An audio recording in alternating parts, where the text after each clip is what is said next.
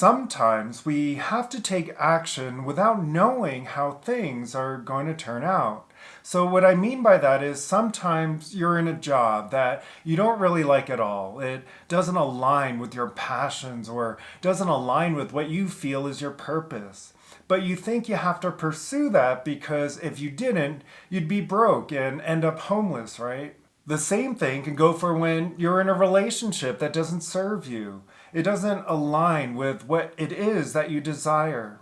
Sure, you might see potential in it, but it doesn't align with what you desire. You might feel you've never felt a connection like that before, but it still doesn't give you what you desire and deserve. Oftentimes we won't do anything about it because we think that, we would rather accept less than what we deserve rather than be alone. But sometimes the smallest action that we start to take is what gets us closer to understanding the outcome.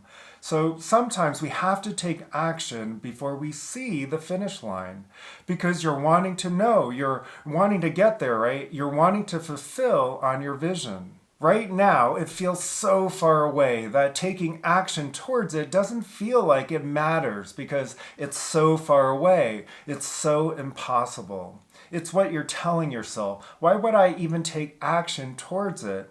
There's all of these obstacles and unknowns in the way of me getting there, right? But the thing is, if you don't take action towards what it is that you desire, and the smallest, literally, this can be the smallest step. It can be opening that Etsy store finally. It could be setting boundaries in that relationship finally.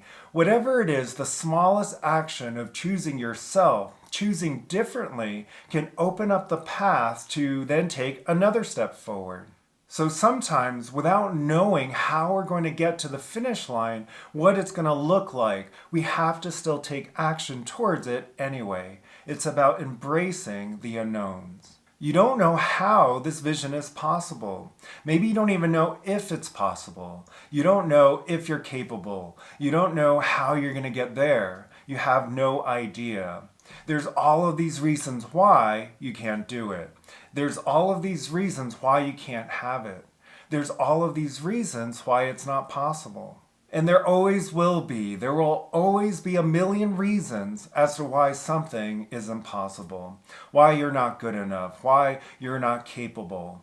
But it's about whether or not you choose to believe those reasons and act on those reasons and create that reality for yourself. Or you can focus on the million reasons why it is possible, why you are capable, why you are deserving. And maybe this is about just starting to uncover those by taking one step in the direction of your vision instead of allowing yourself to settle for less than what you deserve. Your self-doubt is why you haven't received what it is that you desire. Your self-doubt. That can be very triggering for a lot of people to hear that because the first thing that's going to come to mind is life has never presented me with the opportunity.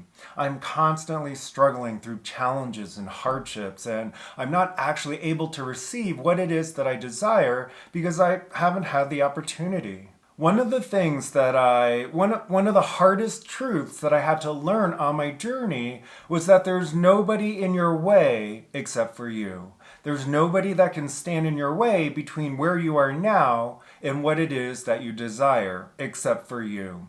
Your limiting beliefs, your self-sabotage, your lack of believing that you are deserving, which can fall under limiting beliefs. Now, the reason this can be triggering is because it can feel as if I'm telling you it is your fault that you're not living the life that you desire, right?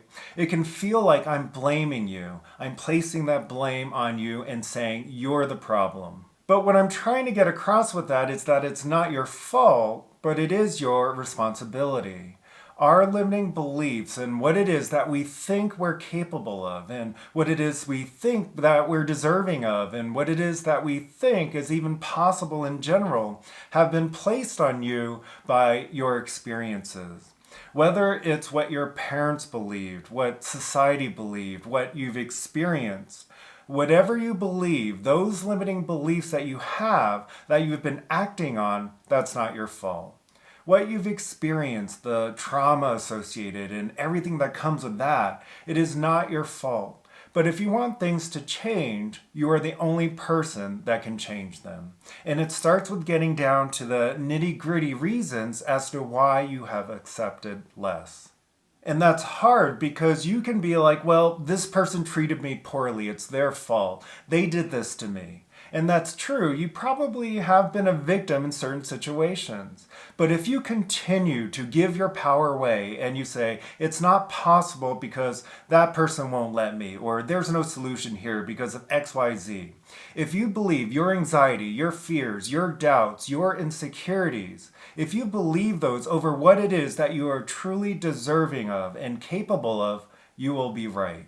You will continue to live a limited life with limited experiences and limited abundance if you have that mindset. But the art of creation is often very much about developing awareness around and developing a relationship with all of the reasons why we don't allow ourselves to have more, why we don't believe that life has our back, why we don't think we're deserving. And it's not your fault. Your situations in your past may have shown you seemingly that you aren't good enough, that you aren't deserving, that you aren't capable. And so you've internalized that. You believe those things, and that makes a ton of sense. You're a human being having a human experience.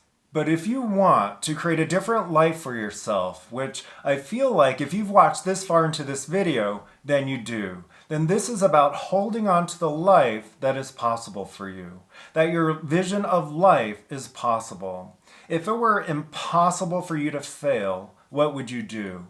Ask yourself that question and then hold on to that vision and don't let it go. Don't let it go and don't let anyone make you believe that it's not possible. You're the only one who can make it impossible. You're the only one that can prevent yourself from getting what it is that you desire. And so if you don't have what it is that you desire, that is what you have created, and it's not your fault. But you have the power to change it. And it starts with you believing in yourself and believing that it is possible. And that's what you're being called to focus on right now. This is about taking your power back and recognizing that you have the potential to have everything that it is that you desire. You just have to first believe that it is possible. And I know you can do it. You have all the potential in the world. It is time to believe in yourself. I hope this video resonated with you and that it brings you the encouragement and insight you were looking for. If you like this video, please like and subscribe for more content. Until next time, take care.